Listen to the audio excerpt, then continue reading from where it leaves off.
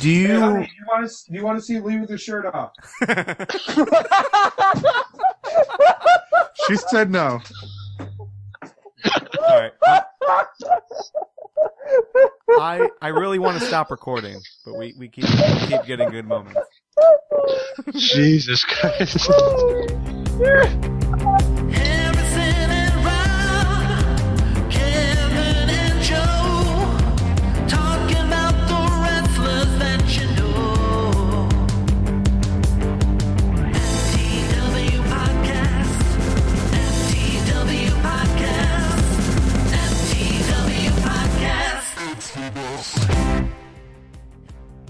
Ladies and gentlemen, welcome everyone to the FTW podcast, the wrestling world in all its laughable glory. This is episode number 158, our Wrestlemania special, recorded live on April 2nd, 2013 on FTWLive.com. Tonight we're going to discuss the one, the only Wrestlemania. For those of you guys yearning for some TNA talk, come right back here on Thursday at 10 p.m. Eastern, directly after Impact. We'll be discussing the 2 weeks worth of TNA, plus preview extravaganza, $15, one-night-only pay-per-view. It's actually going to be a lot of fun. The shows that we do after Impact are always a blast. Make sure you join them because the show's fresh in our minds. It's only been 2 hours, so we're not completely dead at the end. It's a lot of fun. But tonight is our WrestleMania 29 special. I am Harrison, and with me as always is Joe. Say hello to everyone, Joe. I came fully clothed today. Garvin, say hello, Garvin. I'm wearing a hat. And Lee, please God, tell us you're wearing pants. I'm not wearing a hat, let's just say that.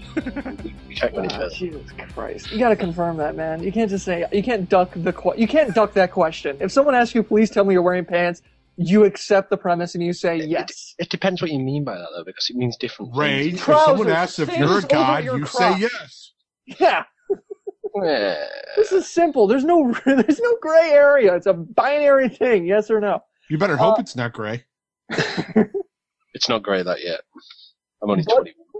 But for the tip of the show, head on over to FTWpodcast.com for more information about us and how to get involved. Yes, I'm naming this segment that. And how to get involved in other ways. The show is already derailed and we're only like 2 minutes into it. Other ways you can hear us. You can also reach out to us on Twitter, G+, Facebook, all those links and much, much more. Shut up, Darren, in the live chat calling me out on that. I'm listed at FTWpodcast.com. Make sure to join the live chat hooligans in the chat room at FTWLive.com. I'm sorry, FTWLive.com. It is an absolute blast, and it's a whole different show in there. This episode has been brought to you by the one, the only, the official I'm an FTW podcast guy T. You've seen it adorn the likes of Garvin and many other of our more attractive fans on Facebook. You can get it now yourself, as well as all of our other merch at FTWpodcast.com/shirts. Lee, all shirts start at $15. I don't know what that is in British pounds, but maybe I don't remember ever getting my free shirt, by the way. Maybe I would wear a t-shirt. Maybe I would wear a t-shirt if you sent me a free t-shirt. Just the way it goes. You are just not pretty enough to warrant a free t-shirt. How about sponsoring an upcoming episode to help us pay for a clock for Rob? Hit up FTWpodcast.com/sponsor and sponsor a future episode today. All right, let's just end this train wreck and get into some WWE. WWE is having the WrestleMania 29th WrestleMania. That's kind of huge, man. This Sunday, and we're basically going to roll right in.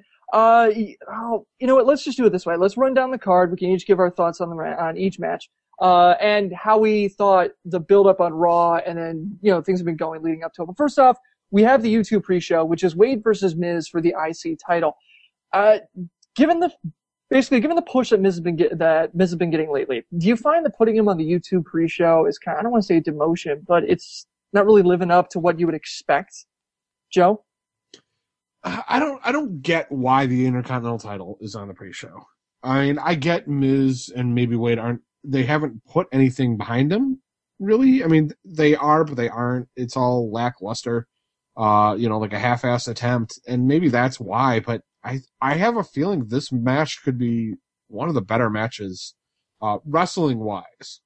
Maybe not through the whole predominant storyline, kind of thing. It's not going to have the epic story of like Taker versus Punk. Mm-hmm. But they're going to still tell a good story in the ring. It's the Intercontinental Championship. Why the hell is it on the pre-show? Well, okay, the great show. I mean, that's a great question. Nick in the chat said this might be WWE's attempt to lend the pre-show a little more prestige. Remember when they started doing this last year, and we were talking about, it's an interesting kind of gimmick, but until they do something big with it, it doesn't really matter. I mean, we talked about, the idea of doing a title defense or something like that. Well, now we're going into WrestleMania, and we have the IC title being, put up for grabs, possibly changing hands. I mean, do you think that's more of it's like WrestleMania's YouTube pre-show, so therefore it deserves a title belt, or are you still kind of staying on that? If you're going to put a title belt in the pre-show, it better be the U.S. title. So that's where you stand on that one. You think the U.S. is the one below I think out of the 5 titles, 6. Out of the 6 titles, the U.S. title ranks about as high as the Divas title, and that's not very high. To be fair, Joe, I think the Intercontinental title probably fares as much as now the US title, which fares as much as the Divas title. Well, I mean, if you look at it, though, the Intercontinental title has been out of the 2 titles. How long has each title been in the company? The IC title's been in around second. Yeah, and how important has the IC title been in the last, 2-3 years? It's still been important. Not really. It's the mid-card championship. Even I will admit that fucking Wade Barrett has not been the champion he could have been. It's been and that's not his fault at all, not at all. But it doesn't. To be fair, I understand why they've put it on the pre-show, and I like Wade Barrett, but it doesn't deserve. Well, it doesn't really deserve, to go on the WrestleMania card itself. I mean, there is matches you could easily take out. But... Yeah, the Bella's Road Scholars just Funkadactyls, Brutus Tensai. Whoa! Don't argue with that match. Don't you start. If you argue that match, that match needs to go to the pre-show, and the IC title needs to come up. I don't care what kind of fling you want to have with the Bellas with the Bellas or the Road Scholars. Because you need a come-down match. But Wade versus Miz wouldn't be a good come-down match. You need a come-down match for the big matches. You just want to come down on the Bellas. Look, that's irrelevant to this conversation, okay? What up, yo! Yep, that's right. And, and Cameron apparently thinks that Melina Fox versus... is Melina Fox versus... Melina Fox? Melina Fox. Melina versus Alicia Fox was the best match in existence. Wasn't it? Hey, she's new. Nick in the chat brings up a really good point, saying that the IC title used to be to the WWE title what the Secretary of State position used to be to the U.S. presidency, which was the position of the heir apparent. It was. I am so glad that he made some kind of reference that is in the US that I have no clue what the fuck that means. The IC title is like Prince Harry, and the fucking king. You have kings, right? Title is we don't have a king, you douchebag. Queen Miss Elizabeth. There you go. Retard. There it is. No, it is basically on the road. On the road. Look, to WrestleMania. There we go. I look at a deck of cards and I think, all right, anyway, the road to the WWE title went through the road to the big title went through the IC belt, and now it's being put on the YouTube pre-show. For me, I don't know. There's a big debate going on in the chat saying, whether or not it gives the YouTube credence about that. Garv, I mean, I don't know. I mean, are you with Joe on this one? And some of the people in the chat saying that it's the IC title used to mean something. No, I wouldn't go that far. I mean, overall, I think it's fine. I think the placement is fine. It opening up the pay-per-view, I think is okay. As far as the pre-show goes, the whole thing is, if we were talking about this a few weeks ago, this would be really annoying that they would book this match for the pay-per-view pre-show. But considering that they have not done any real major build on anything yet, as far as those lower card matches, I think this is fine. I mean, yeah, you can move any match over there, but Wade versus Miz, it gives credence to the YouTube pre-show. It makes it something you want to watch just so you can see if they do a title change. All right. I mean, I can see that as a fair point, but here's the thing. All right. So for me, I think it gives the YouTube pre-show a little bit of thing because it's Wade versus Miz. Sure. I think it'll be a great match and everything, but I can't in all honesty say that the IC title does anything because the US Championship still doesn't have a match on this card. Cesaro, and it's not like you can say it's just, the US title. Cesaro's been on a freaking tear lately, and he's not a losing tear, you mean? Well, Yeah. okay. See, here's my big You thing. can't, you can't deny Cesaro hasn't made an appreciable impact on the WWE since he's been here. I mean, we He's like him, doing sure, great. but he's Well, lost a lot of yeah. matches. Okay, Yeah, here's Brodus has made a good impact on the WWE. Yeah, the that's yodeling gonna hurt thing is weird. That's gonna hurt the gimmick. I'm sorry. That's yeah. I don't know about that one, but the U.S. title isn't on here. I mean, it's not unprecedented, but I mean, but there, every WrestleMania has at least one or two additions. Oh no, not this year. This is just too big this year. I'm sorry. I don't know. Every WrestleMania is too big like for lots of surprises. Then we still get surprises. We got Ryback in a match last year. So I think there is an opportunity here to give Cesaro a match, but it's gonna be a filler. Yeah, I don't think this year. It's not looking very. I don't think the chances are high. I think they've got too much to fill this year. I honestly do. Like if they place this correctly, they've already got more than enough. If they can shove a 3-minute match on Raw, they can shove a 3-minute match on WrestleMania. If they shove a 3-minute match on WrestleMania, then Jesus Christ.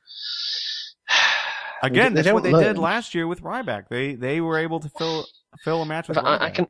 But then if you seem to remember, in WrestleMania 25, we had a fucking about 20-minute session with Kid Rock, which was just Jesus. I mean, it was good. Hey, don't forget the, what was it, 16, 17-second match last year for the World Heavyweight Championship. 18 seconds. Okay. Yeah, but that had some meaning. It wasn't the best thing in the world, but it was quite, it was memorable. Are you going to remember a squash 3-minute match? No, but you remember, that Daniel Bryan, we kicked off after that. It was good. Did you remember the day after WrestleMania? Fucking Daniel, that's all everyone was talking about, Daniel Bryan. Okay, yeah, so The Rock beat Cena, but, everyone else was talking about Daniel Bryan. The pop he got in that arena the night after that was massive. Oh yeah, and Cesaro won't get anything near that. I mean, even if his match was 20 minutes, he's going to have a slow build. So maybe not having him on the card. Maybe they're just saving him. For what? He's the U.S. champion. Look who he's been facing. I mean, exactly. Look who he's been facing. Maybe they're just saving him for Night of Champions. You don't want to burn Cesaro up too quick. All right. So that's enough about the YouTube video. It should be look, it's going to be a good match. I mean, we can't look at this and say it's not going to be a good match. It'll definitely be worth tuning in if it manages to work. The past 2 years that I've tried watching it, it's never worked. So good on them for that. If they manage to iron out the kinks. Did you try it on your phone? Usually they dissuade mobile viewing from seeing No, it was on Mike and I tried to watch it on his Mike from PPV Source. We were trying to watch it on his laptop. His brand new Alienware laptop, and it has a glowing keyboard and all these weird buttons. But that was months ago. That was like when they were first doing it. It was months ago when they were first doing it. No, it was like about a year ago. Maybe was it a real computer, or did you just say Alienware on it? Yeah, just because you wrote it on the side in Sharpie doesn't mean that it counts. It's like a Dell XP something or other that we use. No, not even a PC, just a cardboard box word. Alienware. An HP Celeron. I want to say that I think I watched the last YouTube pre-show on my tablet, so I think they have improved that a little bit. Tell you what tablets are you taking? 3 actually. Yeah. What's wrong with you? Let's talk about WrestleMania. How about that? Wait. Before we move on from the YouTube pre-show, it is an hour, so there is potential that they might put in another match there. That's true. But I don't think they will. No. Well, I don't think they will. Usually they just fill it up with, it was, what was it last time? It's going to be 99% all recaps. It's all probably recaps. Will. It probably will. Plus there is all the interaction that they've been promoting where, you're going to be able to vote on something. I don't know what it is. The stipulations of some match. Is that the YouTube pre-show match? I don't know. There is some kind of interaction that is going to be had on the YouTube pre-show. But overall, I mean, I think there is some time there to put another match. I think if they just did, one 10-minute match and then did 45 minutes of nothing but recaps, people are going to turn it off. What's the point of that? But maybe, and this is a big maybe, and this goes out to Mike, this is the time for the primetime players. Maybe. To do what? What? I mean, to do what? To go back into the spotlight. This is the time for the primetime players. Like, so are they going to beat Primo and Epico, or are they going to beat the Usos? Exactly. Yeah. These are all the people that you lot have been pushing for the past 5 months who are going to become stars. This is the time on the WrestleMania pre-show. Okay, so you are agreeing How that can there you might say be that another with a match? straight face? How can you say that with a straight face? Yeah, I'm being very sarcastic at this point in case my well, face the isn't making accent. this clear. It's hard with the accent. All right, so who's taking who like- to win? I'm taking Miz. I think Miz is going to take. I've got Wade Barrett. I think Barrett's going to take this one. He's going to retain. I Lee? think Wade Barrett's going to. No, I think Miz is going to win. Sorry, because we're on the YouTube pre-show. They need something to spice it up. Well, especially and because Wade, what happened on Raw. yeah, and Wade's done nothing. Like, no offense to him, I like him, but he's done nothing for that. So I think something's going to happen. Okay, go ahead. Yeah, I'm gonna say Miz as well. And from the new Facebook group we set up, it's mostly Wade Barrett. I think they're leaning towards that. Okay. Chat's kind of split between Miz and Barrett so far, though they're still joking about primetime players making an appearance. That's exactly it. Titus O'Neil's the only one we want to see. Garrett Daniel, Titus, spit him off, do his own thing. I'm sorry, Harrison. But Darren Young actually follows me on Twitter, so so I have to say I want to see him as well. Wait, which Twitter account? That's none of your business.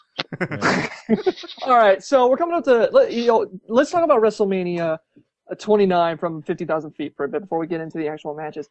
Does it feel like to anybody else? And I don't want to take this kind of smarky type of let's hate on everything type of thing, and kind of say, does it feel like this one doesn't seem as glamorous as last year? I think it. Does that get that feel? Joe, you go first. All right. If anybody would have paid attention to Wrestling with Beer on Saturday, Garth and I actually did cover this. Initially, there hasn't been a whole lot of hype, but if you look at it, the matches are sound, and as much as we complain, throughout the rest of the year that there is no young talent being pushed, look at the card. How many of these guys are guys we've wanted pushing are the post Attitude Era generation that we want to see more of? Just about all of them. Yeah. That was basically, I wanted to talk, you guys talked about that on Saturday, I wanted to bring it in here. Lee, what do you think about that? Because if you do look at the card compared now to WrestleMania last year, and even more, 2 or 3 years ago, it was traditionally a lot of guys that were getting older. And then when you look at these guys now, you got Ryback, you got Del Rio, you got Miles Swagger making his return, you got Fandango making his appearance, Shield coming in, Langston making his first WrestleMania appearance, Ziggler in a tag match could, cash in, who knows. You can't look at this and say that, Rhodes Scholars, Brodus, Tensai, Funkin' Actals, depending how you feel about that. I'd say the majority of this card is entirely people who had their career starts less than 5 years ago. Yeah, I don't mind the card. I quite, it is a good chance, and there's some of the matches on there that I'm looking forward to. My problem with the card, and the one problem that is separating it from last year, is that it's predictable. That's my issue with this year's card. Ooh. Because no, shut up, you. Shut up. Big man. Everyone buys WrestleMania. It's fair enough. I don't think they're going to beat last year's 1.3 million with the card. I'm not going to lie. I don't think they're going to get that close to that. I think they're going to go over 1 million, but not for that. But the way they ended Raw by CM Punk throwing the ashes, although we'll talk about it in a bit anyway. But that's not the biggest match, and yet that ended a Raw build-up show. Don't shake your head at me, Harrison. No, I'm not. Not at you, Lee. No, sorry. But okay, but the main matches I think are predictable, which isn't a bad thing. But I just think there needs to be something a little bit injected just to put a bit of risk in a match. Like it makes it obvious that someone's not going to win. We're going to buy it anyway. I'm not going to lie, but well, predictability is something that comes up a lot as far as being a negative towards a card, but I don't really think it is. At the same time, look at how predictable, the finish to half of Chris Jericho's matches were over the last 2 years, where we thought he was going to do something, and then they turned it on us because the WWE wanted to, do something that wasn't predictable, and it didn't turn out, well. It was awful. So I think saying it's predictable doesn't necessarily mean that that's what we're going to get. It just means that the obvious choice is predictable, sure. Yeah, but the problem is that looking at the card, there really is only certain people who can win. That's my issue, because they haven't built it. In my opinion, I don't think they've built it that well this year. But it's just an opinion. I mean, they've done well, in certain respects. They've built the main matches up, but not as well as what I think they could have done. It's just me. And sorry, my light bulb just went out in my lamp over here. So I'm Rob now. So let me put on my Rob filter. You look so much better Rob than filter. No, the only complaint I have right now is, Garv, can you go back to reading the chat? Because all they're doing is they're just making fun of me for how I pronounce Fandango. Yeah, and you didn't say it right. Yeah, and all they're doing is now they're just calling me out about it. They're like, now we made Harrison shake his head. Ha ha ha. They're rebelling against me. Look, the second week I've been doing this, and I've lost control. They're just rebelling against me. This is why you let Garvin handle it. I really should. Garvin, you're my enforcer, man. I'm gonna need you to get in there and stir shit up. All right, Come on, Big G Langston. I've already checked out. Joe, Garv. Can Garv just very quickly say Fandango? I'm sorry for stopping the show, but just very quickly. I'm okay with saying it incorrectly. Fandango. Yeah. Boring. Okay.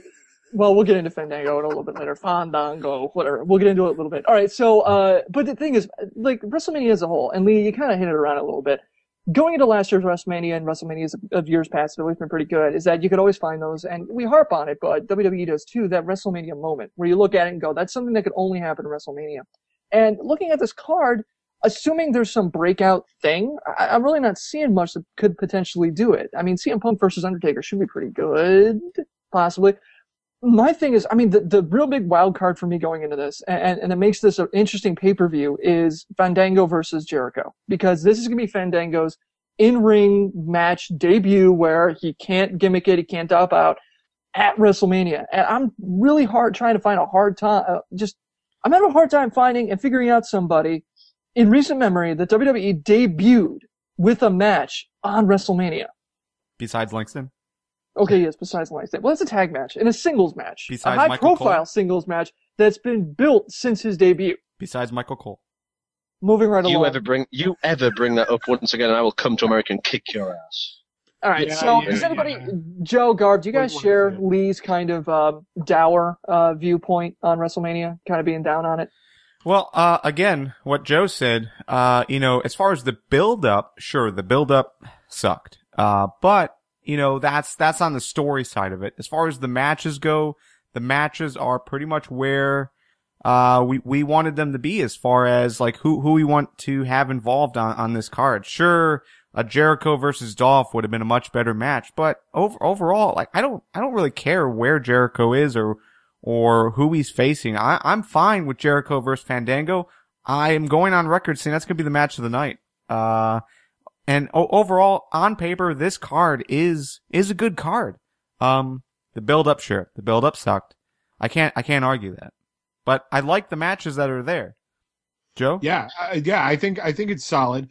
I think Jericho versus Fandango, this is going to harken back, for all you people who miss the Attitude Era, this is going to harken back to Jericho when he was the IC champion. I mean, you're going to see, I think you're going to see some great innovative wrestling out of the two of them. It's going to be fresh. They're about the same size. They both have a similar working style from what I've seen. It's going to be a really cool match. I can't wait. I'm excited for this match. Yep. I'm surprised they went with Fandango with Jericho. I really am surprised, but I think it's simply going for Jericho. He does it every year now, just pushing over new talent, and I think Jericho's just there to make him look good, which is it's fair enough. But I thought that they would use Jericho a little bit bigger than what they have done. I mean, I don't think it's a bad thing. I don't, but like, I thought they may just push him that little bit further with someone else. Well, sure. Preferably Dolph Ziggler. I've got 3 words that'll explain why he's not. Robot Fighting League. Yeah. Seriously? Yeah. I mean, overall, if you look outside of WWE, everything that Jericho is involved in, that explains why he's not in a bigger role here. But at the same time, I mean, look at what he's doing. And this is something that we were also talking about on Facebook and Google Plus this week. And that is, he's a veteran doing what veterans are supposed to do Yeah. according to our opinion, which is push younger guys, pass the torch, and get other guys in that spotlight and make them look good. Jericho has done that with everyone since he's returned. Have they waited too long with Fandango though? Have they waited too long? I think the problem is that a lot of people, such as yourself, Lee, judged Fandango too quickly and thought, "Oh, how rubbish is this guy?" Whoa! Hold on. Way before it was time. No. to really judge him. No. You are not getting away with this one. Hold on. Hold the phone. It is rubbish, right? That is what you say. No. What the hell just happened? Did he just mute himself? I muted his video. Why? All right, go ahead, Lee. Okay. For a fact. 2 weeks ago on this show, or maybe last week, I can't remember which one it was, but either way, I said I like Fandango. I also said that he would be very good. Sure. I never said he would be shit. I believe someone to my left said he was going to be shit, and someone else to my left would be shit, and the other person to the left said he would be shit. We have no order of where you are. I'm guessing he's talking about Mike and Rob. I'm at the end. Mike's to my left. Mike's not even in my video chat. Mike's in my video chat, but that's a different story. Do you see Mike right now? Is he telling you to burn things? He said weeks ago. He said 2 weeks ago. Follow the conversation, guys. Come on. Go ahead, Lee. Continue. Thank you. It all just sounds like bangers and mash when he's talking. That's all it is. All right. Well, okay, Lee. Yeah, sorry.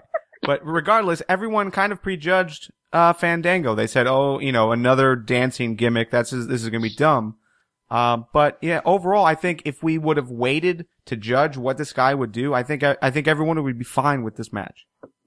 Actually, you know what? Darren in the live chat brought up a really good point, saying he's 99% sure that Jericho asked to be Fandango's debut, and I'm willing to buy that. I'm willing to say that when they were debuting Fandango and they were thinking about kicking him out there, Jericho said, "Yeah, I'll put this guy over." And the Fandango's slowly been growing over me, but the holding and judging Jericho's match with the cards, that was pretty awesome. Yeah. That was pretty spectacular. So, if that's the kind of stuff we can expect from him, kind of that, I don't know, kind of like playful teasing type of thing, I can go for that. Should we Deep down, go on. Should we just start doing predictions on this match? Because that's all we've been talking about the last 5 minutes. Yes. Well, I changed the light bulb, so I missed about 2 minutes of it. Trust me, they were the best 2 minutes. Yeah. It's probably my fault, but I'm gonna go with Fandango as well. I know Joe is already voting for Fandango. Hells yeah, I am. So you guys didn't talk Road Scholars or Fundamentals at all? No, we didn't. Okay, we'll skip back to that then. Lee, who are you taking? You taking Fandango or Jericho? Yeah, I mean, there's only one winner really in the Fandango. Okay, cool.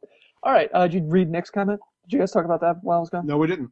Okay, so Nick wrote in and said, if Jericho versus Fandango goes over well, how much do you think that will impact WWE's willingness to push younger talent to the top?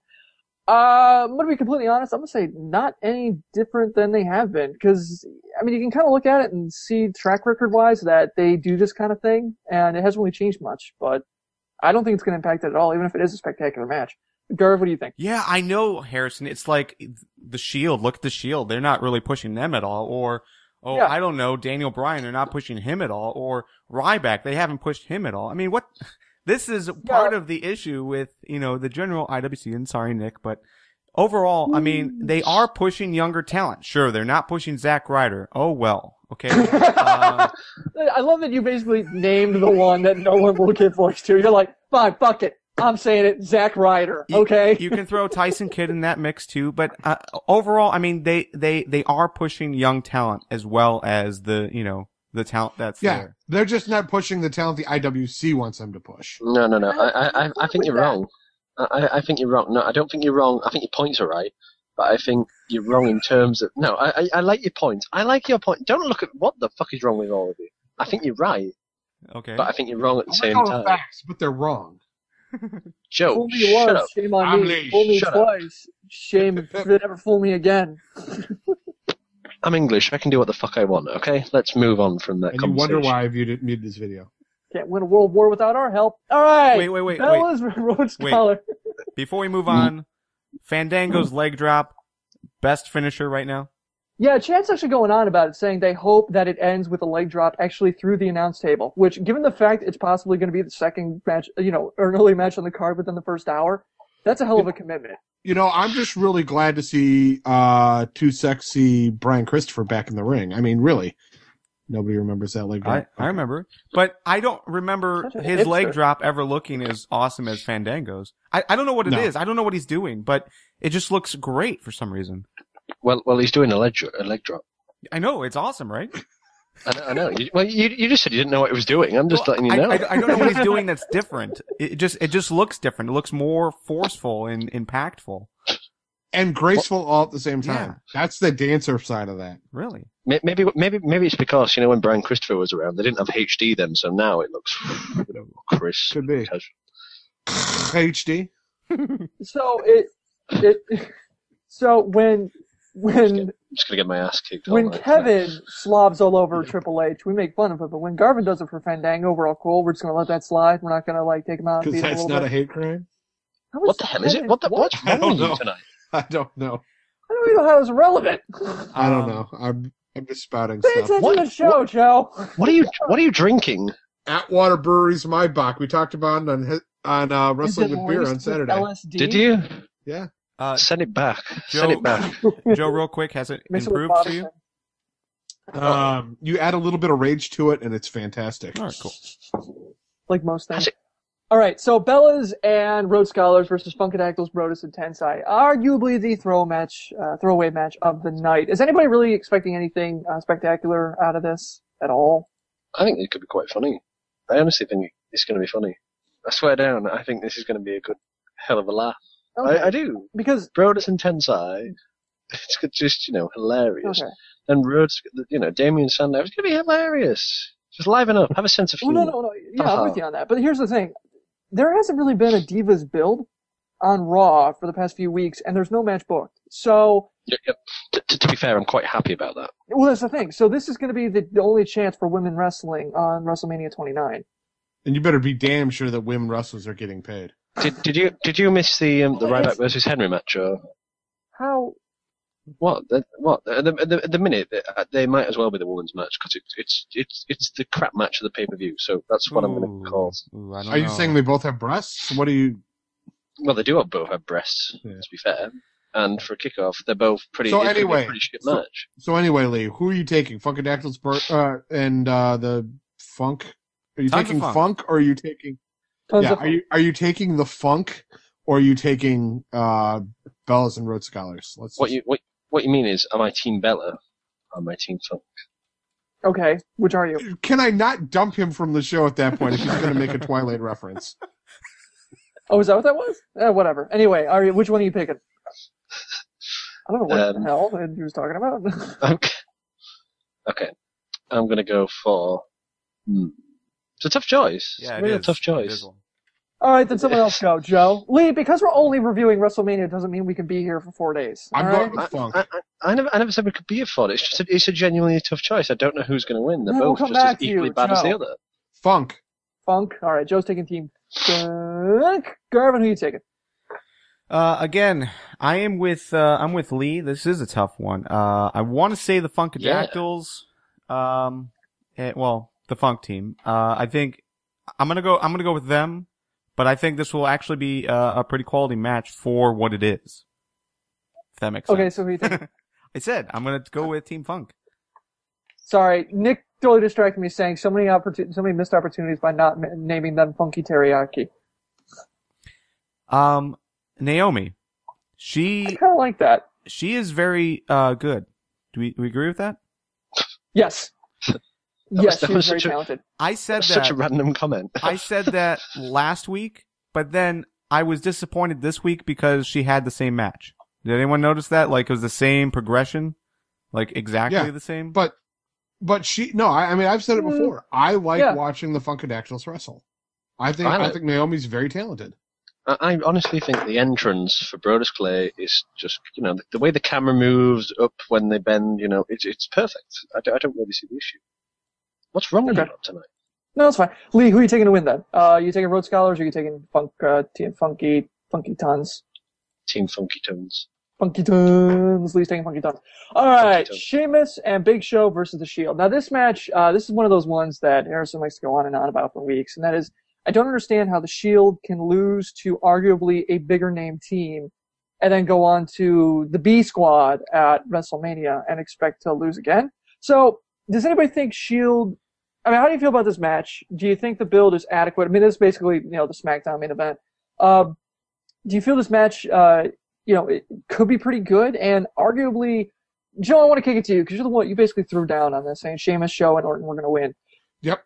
Yeah. Okay. So explain yourself. And do you think that's a bad move for the Shield?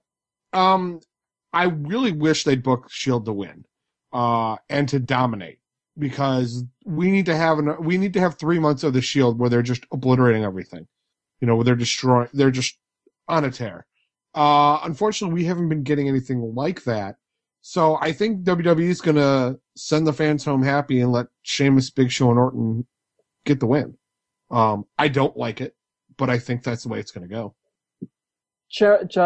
Who said it in the chat? Robert said Shield wins with Randy Orton heel turn. Turns on his team. Said sort of Mr. Lucha Libre saying Orton's going to turn on the team. What about that? They also said Big Show is going to turn.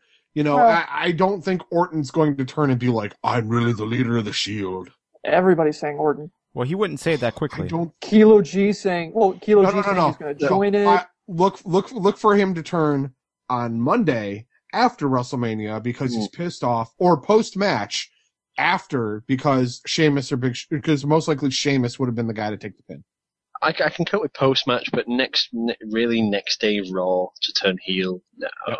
No, you're doing WrestleMania. You got to have something interesting to happen on Raw to push toward the next pay-per-view. It can't be all run down from WrestleMania. Yeah, Cena and Lesnar are going to be there at Extreme Rules. They've got plenty to focus on that. They don't need next day on Raw. Are you looking at last year's card, dude? What are you? No, Rock and Brock, except for Extreme Rules this year. Oh, you said Cena. Did I? I'm so sorry. Yeah, you said Cena. That's why I was like, thanks, Joe. I caught that too, and I was like, wait, that doesn't smell right. I'm sorry. It's 141. Right. That's my excuse. Okay, so Lee, where do you think it's going to land here? You think Sheamus, Big Show, and Orton are going to take it, or do you think the Shield's going to take it?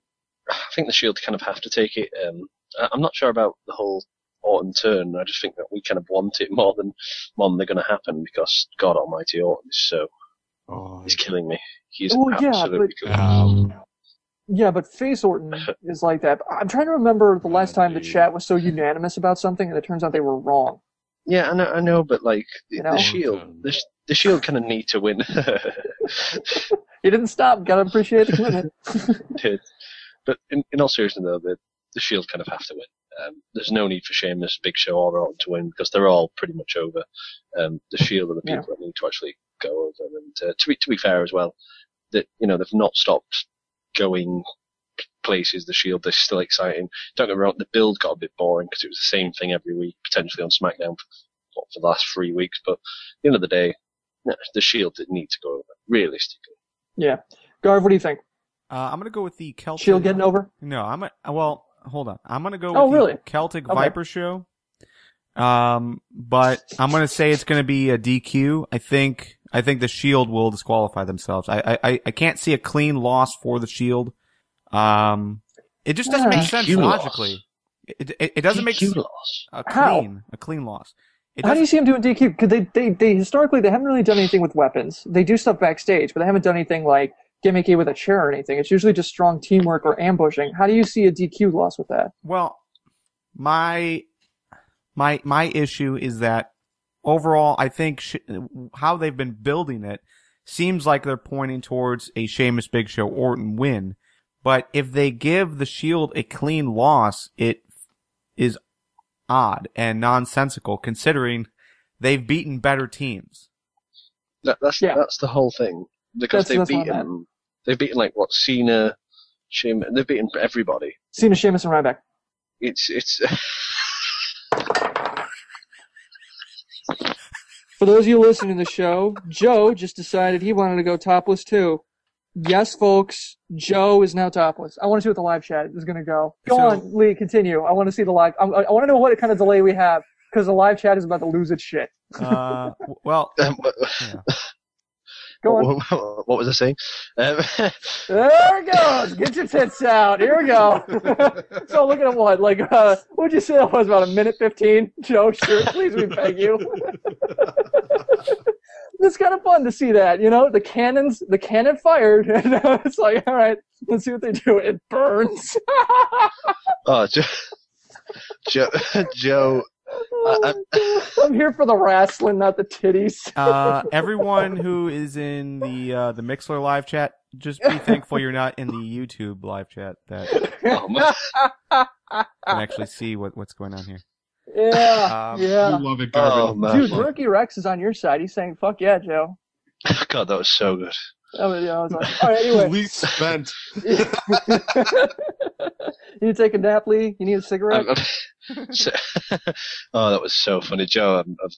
There's some newfound respect there. Yes. To everyone asking in the Mixler chat, this will be on YouTube, so if you watch it again tomorrow, mark about this time. You're gonna like it. You're gonna see it, you're gonna like it. It's gonna be everything you wanted. Oh, Diva Chill missed it. Oh, poor Diva Chill missed it.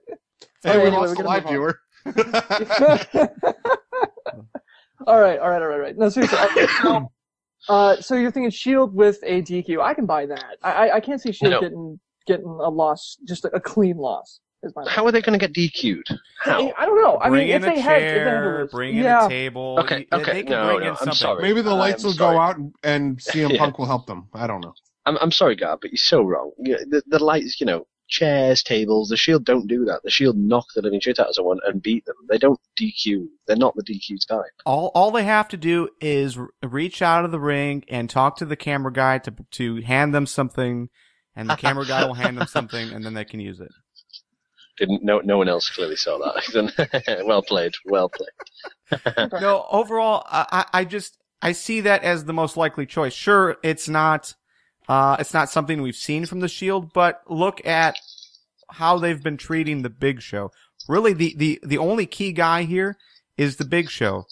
When the Big Show is by himself, they destroy him. When it's Randy Orton and the Shield by themselves, they destroy them. But with the Big Show attached to those three, they have shown issues with it. So I'm thinking that if they were going to lose, it's going to be a loss by a DQ. Otherwise, it's a quote unquote burial.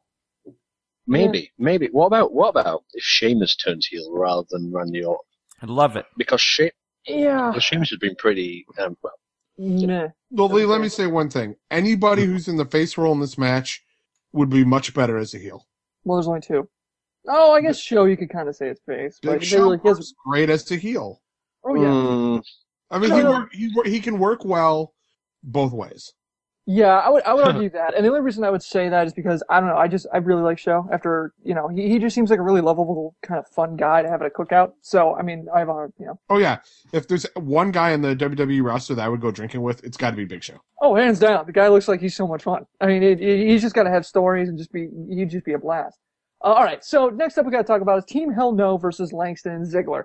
First on our roster of other than the Shield, WrestleMania reveals or getting their cherry popped, so to speak. All right, so Team Hell No, Langston's having his debut with Ziggler. How are you guys feeling about this one? Do you think possibly Ziggler could come? This could be the start of the WrestleMania moment where WrestleMania 29 is that Ziggler comes out of it with 2 belts, a la Miz.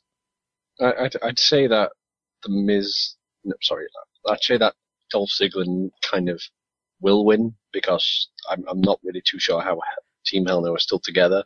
I honestly thought they'd be gone by now. So yeah, I can easily see that Dolph Ziggler's going to win. But how long would you like to take? I was reading something today from the start of 2012 that says Dolph is going to be a breakout star. How long is it going to take? That's my question. That's a fair point. Joe, what do you think? I think that I think Langston and Ziggler have the most to gain out of this one. How long are we going to wait for Dolph Ziggler to be that big star, Lee? We're already seeing it. They're easing it up. It's not going to be. He's had his breakout time. They're not. I'm sorry, they're not. They're not. It's just. He's already had. He's already had one championship, one major title. They're going to put it on him for a bit longer. No, come on. Now, what championship was it? It's the world title. How long for? Not for very long. How long for? Like 30 Come on, seconds. Joseph. How long for? 30 seconds. And does that Thereabouts. class as a title? When the hardcore, someone's held the hardcore title for more than that. Okay, so Some guys this is have really it. okay, Garv, come on. Yeah, as far as the tag team title match, I want to see Langston and Ziggler hold the title. I think it would be awesome. I think overall that's something new that can help at least my interest in the tag team division. Will it actually help the tag team division? No. Will either ending of this match help the tag team division? No.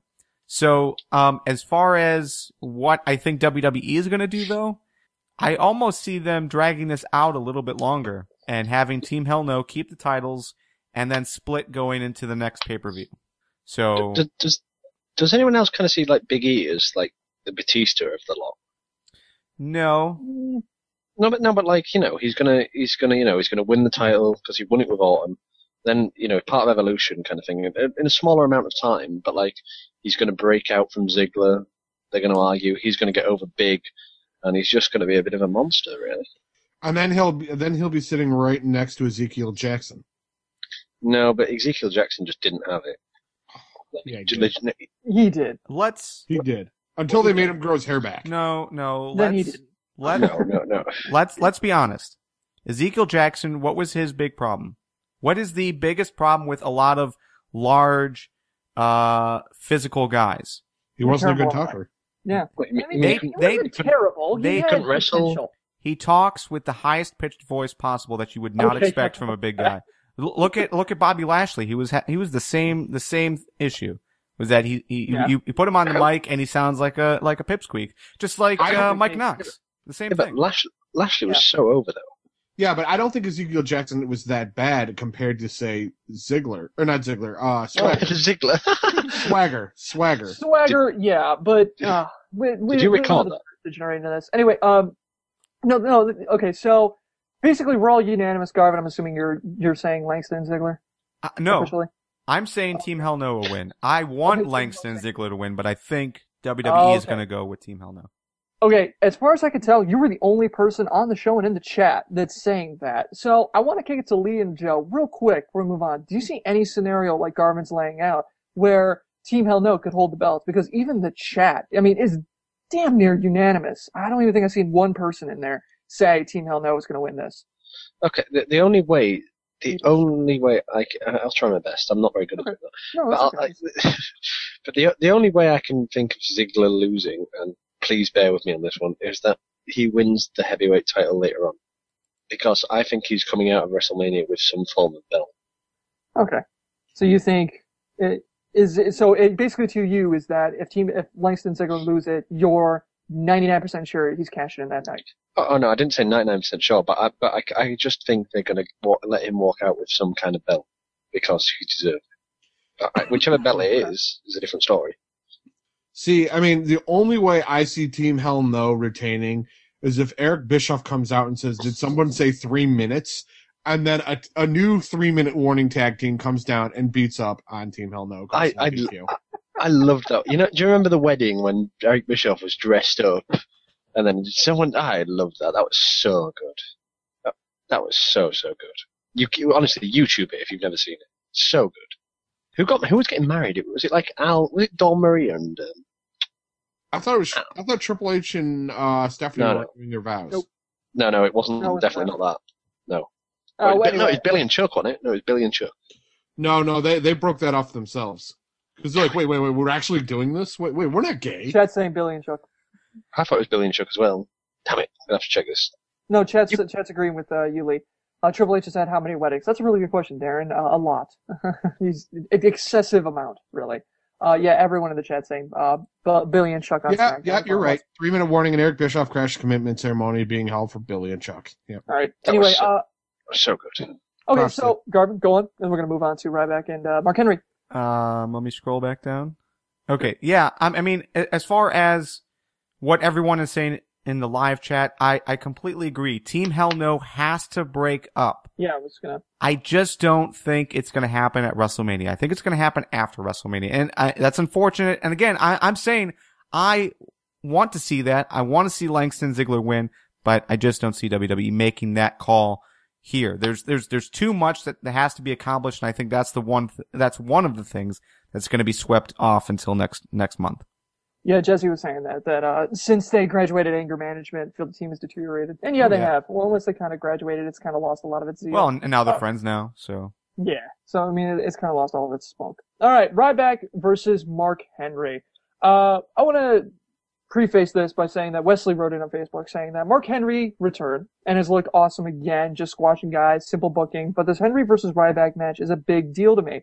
I'm more of a fan of bigger, more powerful guys. My questions It's Vince McMahon. Hey, Vince wrote in on our Facebook page. Why did WWE not just have Henry beat Del Rio and have Henry versus Ryback for the World Heavyweight Championship? Does anyone feel it would have been, basically that it should have been Henry versus Ryback for the gold, not Swagger versus Del Rio? Do you guys think this match would have been improved if it was, Joe? Do you think this would have been improved if it was Ryback versus Mark Henry for the World Heavyweight Championship? I don't think having a title involved would change anything in it. If anything, you would have probably had to put the title on Mark Henry because I think that a lot of people still view Ryback as being too green for a world title. All right, Lee, you agree with that? Yeah, I mean, kind of. I mean, it wouldn't have done the world title any favors really because this match to me looks. This is my worst match on the card personally because I like Ryback, I like Mark Henry, but together. It could potentially be another Brock and Goldberg, just not as big on a bigger scale. Well, no, that was a special case because they were both leaving. Yeah, I know, but it was an awful match in general anyway. And, no, you can't say that. You can't take that factor out of it and say, it would have been. It was crap. No. It was crap anyway. You watched that match. You watched it silent, and it was still. Oh, crap. They didn't care. I mean, it was clear they didn't care. I mean, they weren't going to put in a good match regardless. I know they didn't care, but it feels like that kind of match. It just feels like. Why are these two together? You know, the whole weightlifting stuff. It doesn't do much for me, to be honest. I'm really surprised they're going ahead with this because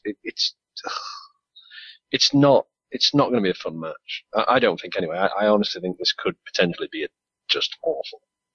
And if it's good, I'll be surprised. Yeah. Okay. Garth, how do you feel about that? Do you think that Ryback versus Mark Henry would have been better if the World Heavyweight Championship was in the picture? I think it'd be more interesting. You know, I agree with Lee as far as, you know, generally the whole build-up has been kind of weak, especially because if you consider, you know, back 3 weeks ago, we were still thinking that they were going to book Ryback in the Shield match again. So it does feel a little bit last minute that they're going in this direction, and they're not really you know, they're not really pushing anything that's intriguing outside of two big, burly guys going at it. And I think that part of it, I like. If it had the title, if it had the world title, I think that would be cool too. But overall, the people that are complaining now, I think would always complain no matter what. I mean, not necessarily you, Lee. I love you, but I'm saying elsewhere, people who generally don't like what's going on at WrestleMania probably weren't going to like what's going on at WrestleMania anyways, so. Yeah. I mean, you're right. You are right, but like, I don't know. It's just, I just think they could have put Ryback with someone else, honestly. And Henry with someone else, you know. I just think together, they're just. Well, but if they put them apart, they would have the same match. It would, it would be Mark Henry destroying someone and Ryback destroying someone. Now we're seeing basically the immovable object versus the unstoppable force kind of thing. And yeah. I think that's intriguing. You know, it is an old school style match where you have two big powerhouses going at it. And who knows, maybe Ryback can lift Mark Henry. I don't think he can, but maybe he could. You know, we're going to find out. Yeah, it'd be interesting. I mean, Lee, go on, and then we're going to do our predictions. I'm just going to say, I will get, I'll tell you what, if this match is good, and it's a very good match, then I will gladly admit I am wrong, okay? That's a promise. Next week, I will admit I'm wrong. Well, I don't think anyone's saying this is going to be a very good match. I just don't think it's going to be the worst match on the card. What do you think is going to be the worst match on the card, though? Well, as far as, like, quality-wise? Yeah. Go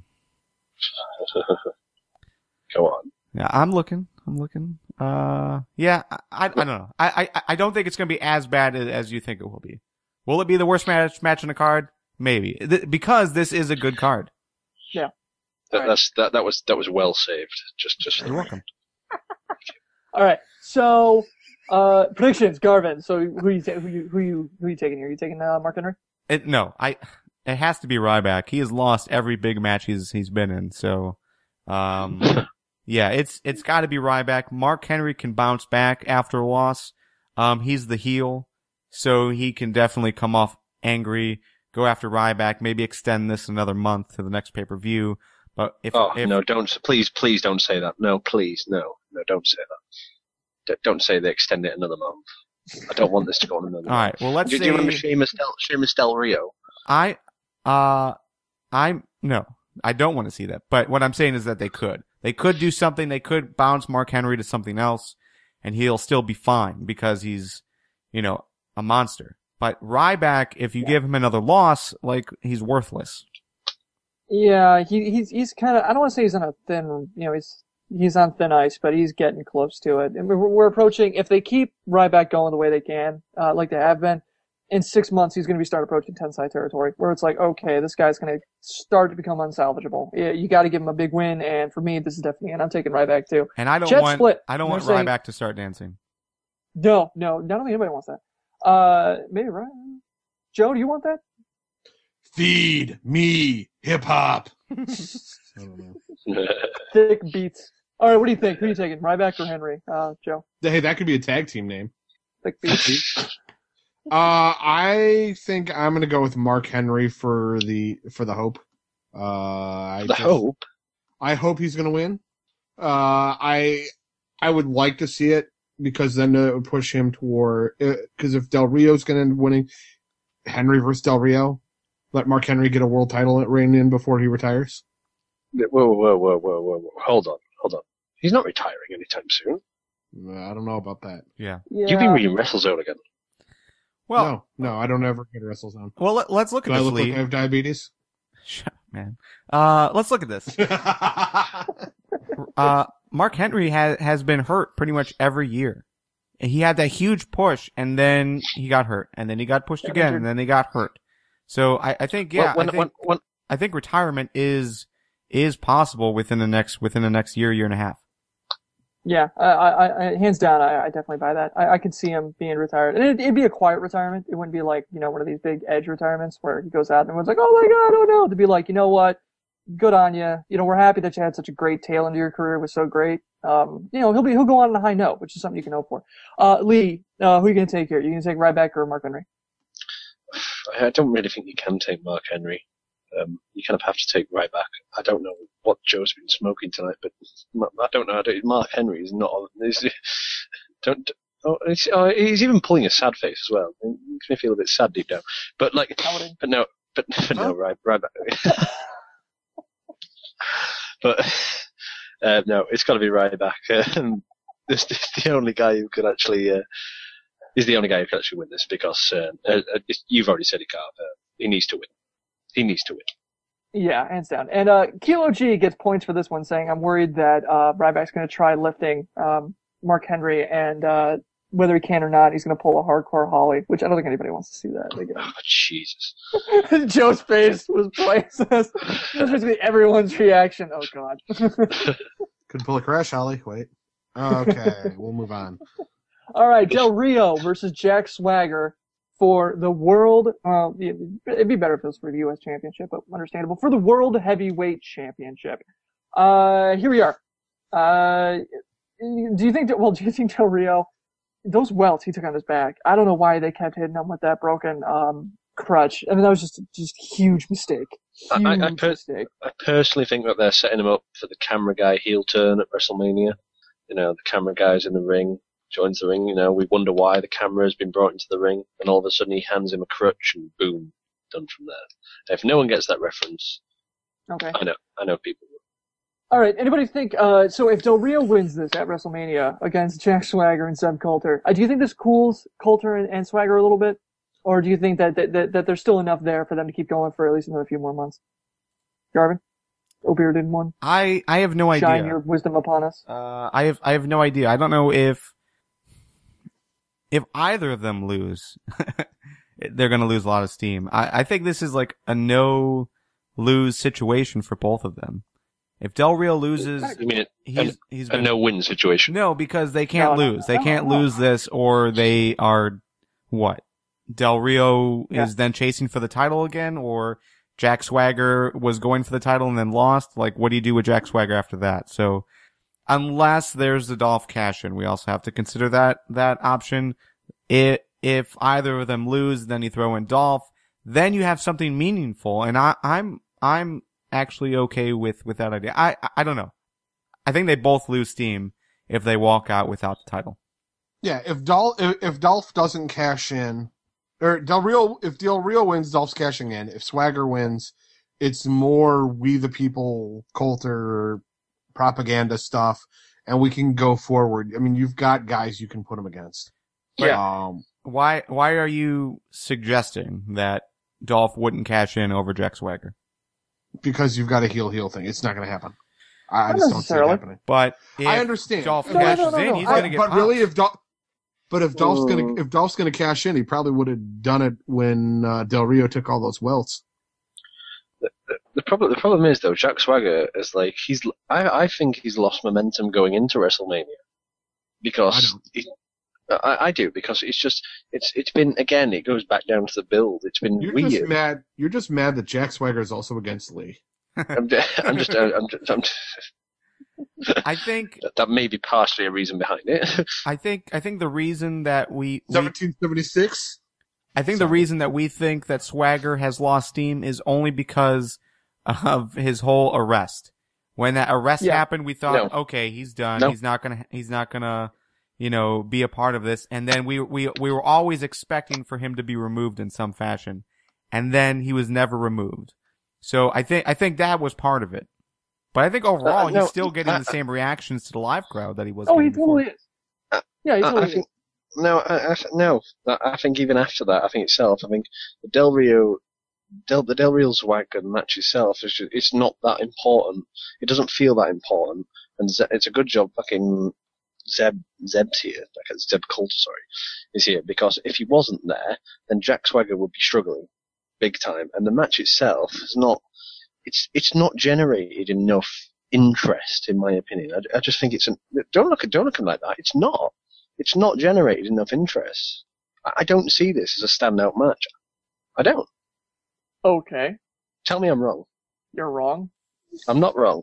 Yeah, you are. I'm not wrong. I'm telling you now. Just told him to tell you, and when he does, you get pissed. What the fuck? Yeah. I don't listen come on, Lee. I Make your don't mind. listen to Harrison. Okay, I don't listen to him. Anyway, no. In all seriousness, it's not a big enough match. This for the world title. I know the world title's not that big, but Edge Del Rio, like the year before, I keep thinking it's the year before last. That was pretty big. This feels like another match. It doesn't feel like a world title match. It really doesn't. And I honestly think Jack Swagger's in trouble. I really do. Well, but it's Yeah, not the only all complaint- Jack Swagger. It's not all Jack Swagger, but the problem is it's Del Rio, and don't get me wrong, Del Rio's improved massively, hugely, but just not enough to make it a world title match. Yeah, and Del Rio is great in the ring, but he sucks on the mic. Yeah, you've got a no-win situation, just in my opinion. Go on. Well, no, my thing with this one is that when you look at Del Rio and Jack Swagger, I still think these guys haven't cooled at all. I mean, I still think they have much more to rise. So whatever you do, if you do have Dolph cash in, you have to do it in such a way that still allows Del Rio and Swagger to keep this heat going for a while, because for me, it shows no signs of stopping as of yet. It hasn't gotten stale. They're still coming up with new ways to spin it. Zeb is still just coming off even more like an ass every time he comes on there. They're clearly hitting on something here, and they're just going to keep smashing it as hard as they can. But they've almost not exploited it enough. Like, they've been pretty safe. Would you not say they've been safe? I would rather them, with Jack Swagger, just go the full way. with the whole Zeb, whatever angle they want to play, do the whole anti-American, bullshit and shit like that. Just go for it. They've been very safe with what they do.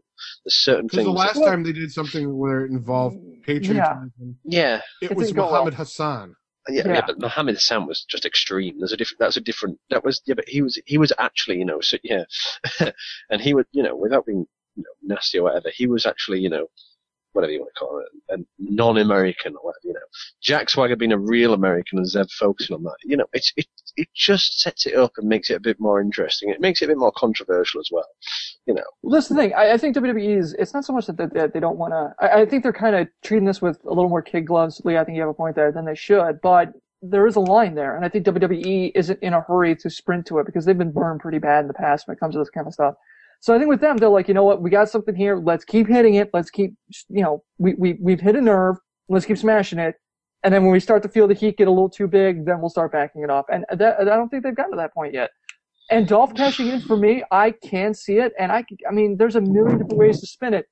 Someone in the chat brought up a triple threat match between Dolph, Del Rio, and Swagger for, either the Raw after, another pay-per-view, whatever. I mean, there's tons of ways between what's happening with Del Rio and Swagger, what the chat's basically been talking about the entire time now. I would say this is a pretty good time to have Dolph cash in. I don't think it'd be a great idea to kind of tease that even more because I can't see a better scenario than here. WrestleMania, the biggest stage in the world, blah, blah, blah, blah, New York City, etc. I'm gonna go back. Well, I'm going to go back on every single podcast that we have done and just say how many times it is an ideal situation for Dolph to cash in. But this this one's even more ideal. Yeah, this is it, man. This is the ideal. I'm telling you, man. Okay. You better watch, man. This is ideal. And Lee, I'm telling you, and when I'm right, it's going to be, when we're right, we're going to be like, see, when you're right. We told you. When you're right. When you're right. Yeah. When you're a jet from your first cigarette. Exactly. All right, Garvin, real quick, we're going to do predictions and move on. Go. Just clarifying. For those who are saying that Dolph will cash in, you're also saying that Dolph is going to win the tag team championship. So are you putting 2 titles on him at WrestleMania? Not a chance. Not a chance. Well, no. This wasn't They're speculating the 2-man power trip. I was just saying it before Harrison got in there. Not a chance. Yeah, it was great on Miz. I mean, we talked about how much we loved it. It was great. And it works really well with the great heel heat that Dolph's been getting right now. His gimmick works. It's that cocky, angle. And basically they're taking Ziggler and they're kind of bouncing in between. He's basically, the thing I love about Ziggler is he's kind of doing what other heel builds have been done in the past recently, but he's just doing it a little bit better. So I think him bouncing now to Miz's build with the 2 belts, I think it would be even better. So I'm saying Dolph cashes in. As far as if it's Del Rio or Swagger that win, I'd say Swagger wins, but Dolph cashes on him. No, I'd say Del Rio retains, but Swagger cashes on him. This is where I'm going with this. All right, Lee, what's your prediction? What? I'm sorry, Dolph cashes in. Swagger, Rio wins, Dolph cashes in. Yeah. Lee, go real quick. I'm gonna say.